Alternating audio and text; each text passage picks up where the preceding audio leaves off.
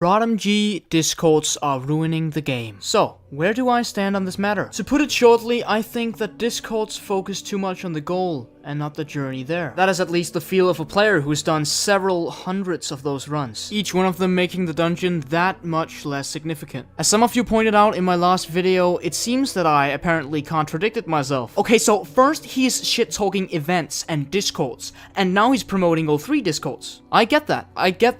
My opinion might have come across a little too unclear. This is what I said. Now, the main reason for this being very vulnerable is because of the Discord community we have in Realm. Steamrolling dungeons is nothing new, and when there's an event in like the Lost Halls or something, you have seen the raids on the Discord, right? Everything's just automated and milked to its max. My point was that the reaction the events caused was harmful to the game. Not necessarily the people who did the events, because we all did the events. Everyone was contributing to this apparent problem. Take the events out of the equation and you have something else. If there's still anything that is unclear to you, this video might help understand it. Alright guys, so let's get started with the tale of the RotMG Discords, good and bad. And I'll explain why I partnered with the Discord. But like anything else, there is a dark side. One where steamrolling is the main offender. Timestamps on screen.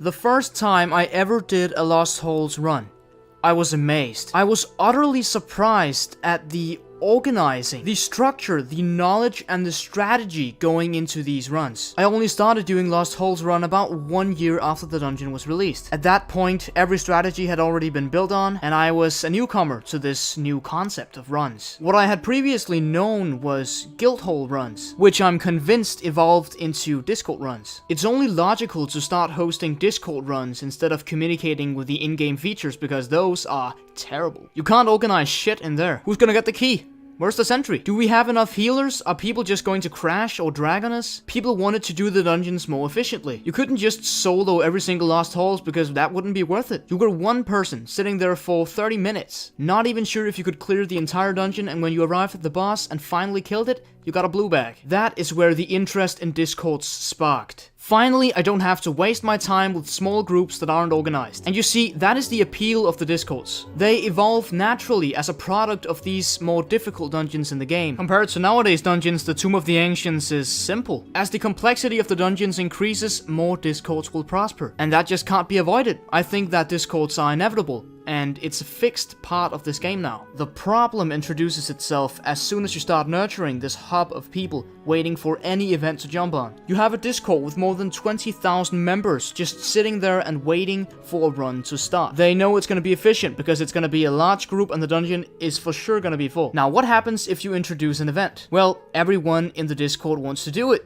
The raid leaders hear about it, and they do runs on it. An organized group of people is already very good at clearing dungeons. And this is where the steamrolling begins. Now, as you can see, the challenge approaches the group as a whole and not the individual. When the individual is lost, the individual will feel bored. He will stand in the middle of the group, protected by a giant meat shield, and be one out of 30 players shooting at the same enemy. His existence is important. He deals at least 10,000 damage. He might be important to the collective, but to himself? Not really. There's not much protecting himself because other parts of the group do that. He doesn't really have to think for himself because the raid leader do so. He's a zombie, being puppeteered by the people around him and the enemies in the dungeon. He's not in control. I mean, yeah, he could kill himself, but what would that change for the dungeon? This all feels very depressing and quite sad, to be honest. But you might have noticed I'm being the devil's advocate. Who says that you have to stay in the group and just do nothing?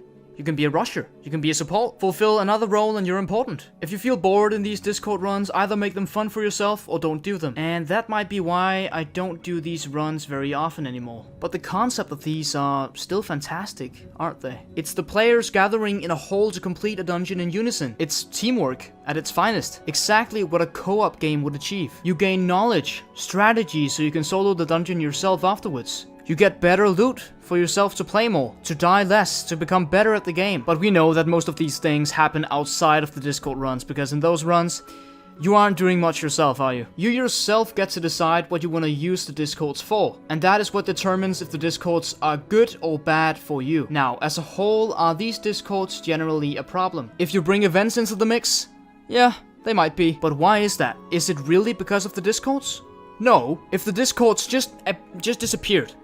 Just gone forever. Let me ask you, would people still do runs in the Nexus? Of course they would. There would still be 60 people steamrolling ocean trenches in the EU East. These things happen because of large dungeon poppings, and these dungeon poppings happen because of events. But why is that a problem with the events? Well, it is because every time there's an event, there's a new shiny mystery box with the exact key you need for the event. I wonder why. It's almost if they are convincing people to pop more dungeons in the Nexus. Money is of course in the question, this earns stack of money. But as I forgot to mention in the last video, this is very beneficial to get new players to play the game. They come into the Nexus and see how much stuff is going on. There's dungeons being popped and there's easy loot because the new player can just follow the group and they won't die. But with these events being introduced so early on to new players, they might gain a chance of staying alive from the get-go. That's it, another player to the game. But in all of this chaos, you just alienate the older audience. This is where we start losing people like Yin-Yan. To get back on track with the original topic we were discussing, Discords. The point being made here is that Discords are not the ones making these events terrible. It's Deca making these events terrible. Let's just simply limit these events to special occasions, right? And maybe we would start seeing Discords for the thing they are. Bunches of organized groups who are so interested in the game they are planning and making strategies for specific endgame dungeons. The engagement due to these Discords, it's amazing. And this is where it all comes back to me promoting the O3 Discord. First off, I'm no man to force my own opinion upon anyone else's head. I'm not gonna try and shut down Discords because some other people are using it to its max potential. Strictly opposite, it's a very healthy platform to learn stuff for new players. The idea just relies on that the player has to go out and try the strategies they learn for themselves. Else they're just gonna end up standing in a group all the time and that's it. There's a fine balance in using Discords. Most of the time, as I said in the beginning, you use them for the loot. The process of doing the dungeons is nothing special because you only fulfill one part of the whole process. Solo the dungeon and you are the whole process. Take a look at a Discord and you might see two completely different things. On one hand, you might see a greedy admin that just wants more people on his server to gain publicity, and the only satisfaction he finds in the runs being orchestrated is the loot that is in the end. That is one aspect. The other one though is a Discord hosted by an elite player, one that has played the game for several years. He ran dungeons with his guild, but he never really reached that peak satisfaction. So he made a Discord, plotted out the whole dungeon, asked some friends for help. They came up with strategies and ideas. There's going to be a raid leader. He's gonna be one who knows the game, the dungeon, and its players. He is to further the knowledge of the dungeon and pass it on to other people so that they would be able to do the dungeon themselves. And if they ever needed guidance or just wanted to do this dungeon, they could just come back to this Discord and do it. Learn it, earn it. And that's a white bag for you.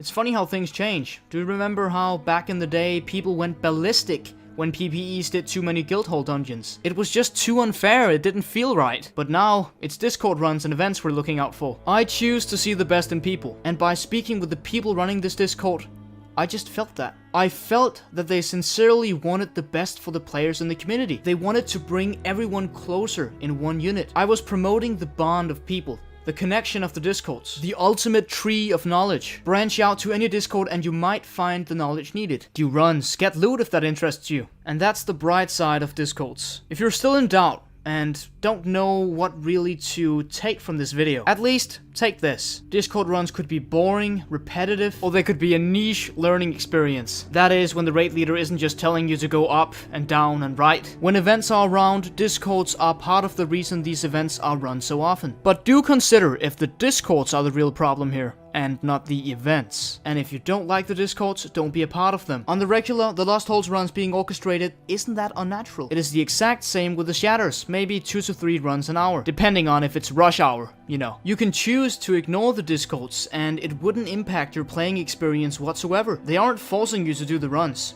Unless they clear sentries, that is. You can choose to be a crasher and ruin the fun for the others, but then you're just an ass crack. Take to yourself. Play the game how you want the game to be played. It's only natural that people try to overcome challenges in groups. Thing O3. Unless the thought of Discords just annoy you, I don't think this is gonna be a problem for you. The sinner is somewhere else, and you'll be able to find it right on the screen at this moment. Yeah, that video. No, it's not that the video is the sinner, but you know, the content of the video. Alright, if there's anything unaddressed, it's in the description. See you.